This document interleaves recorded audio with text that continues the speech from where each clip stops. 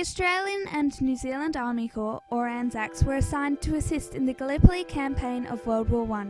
416,809 brave Australians enlisted, putting their lives at risk for our nation. James Eyers Hickman was one of them. He was born and lived in Port Vincent on the Yorke Peninsula, South Australia. What was his personality like? He was very easy person to get on with, full of fun. Did he have any brothers and sisters? His elder sister was one younger brother. After going to school until grade 3, he worked on the family farm, which became his occupation for many years. What interests did he have before the war? Football, bike riding and horse riding, and he was very keen on boxing. The Great War began in 1914. Being only 13 years since the Federation of Australia, the Australian people wanted to prove themselves a strong nation as part of the Commonwealth by serving as a part of the British forces. Prime Minister Fisher stated that Australians will stand beside our own to help her and defend her to our last man and our last shilling. On February 9, 1915, James enlisted for the war at Keswick in South Australia. He was 22. Why did he decide to go to war? Everybody went to the war. If you didn't, you was ostracised in the community. His service number was 329. He was placed into the 27th Infantry Battalion, B Company, as a private. The British attacked Gallipoli as a strategic move. The main purpose was to capture the Turkish forts and take control of the Dardanelles. This would create an easy path for supplies and reinforcements to reach the Russians who were being attacked by the Germans. It was also a way of ending the war early. Launching an assault on Gallipoli would put much pressure on the Germans, therefore forcing them to split up their armies, leaving them weaker in the western and eastern fronts. After a failed attempt of capturing Gallipoli by sea, the Allies instead decided to use land forces. The 27th Battalion embarked from Australia on the 31st of May on the ship HMAT Geelong. They spent 2 months training in Egypt. Dear Cora, just a few lines to let you know that I'm getting on all right, and I hope you are the same. We are in camp training and don't know when we are going to the front. I will write a letter later, so goodbye, your brother, Jim. The 27th Battalion went to Gallipoli as reinforcements. They landed on the 12th of September.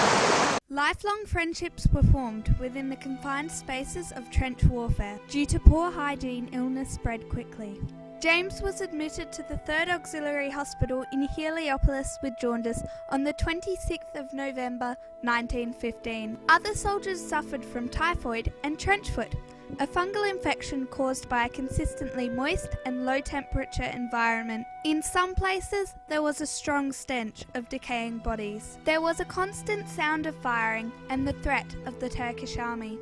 The main weapons used were rifles, bayonets, machine guns, artillery, and poisonous gas. Australia also contributed miners to help build the trenches, nurses and doctors. His battalion successfully evacuated Gallipoli in December.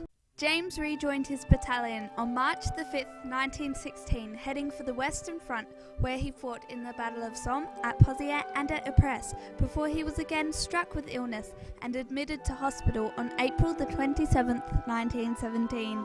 He rejoined the battalion on July the 31st. He fought in the Battle of Menin Road, where he suffered a gunshot wound on September 20th, 1917. He was unable to return to duty. Dear Sir, if you could give me any information regarding my son who was dangerously wounded, I should be greatly obliged to you. I remain yours truly, Annie Hickman. After serving for almost 3.5 years, he was discharged on June 10th, 1918. How did the war affect his life? He didn't play much sport after he came back. He couldn't see good enough. How did the war affect him mentally? People didn't say it didn't change. He earned several medals for his bravery, including the British War Medal, a Star, and the Victory Medal. He got married in around 1921 and had 4 children: Henry, Naomi, Lorraine, and James. James Eyers Hickman showed the Anzac spirit by his bravery, loyalty, endurance through the harsh environment of the front line, and his devotion to maintaining the well-being of all Australians by putting his life at risk for the freedom of others. He cared for the safety of those who were already born, as well as those who were not yet alive. His service made a big impact on the war and those back home.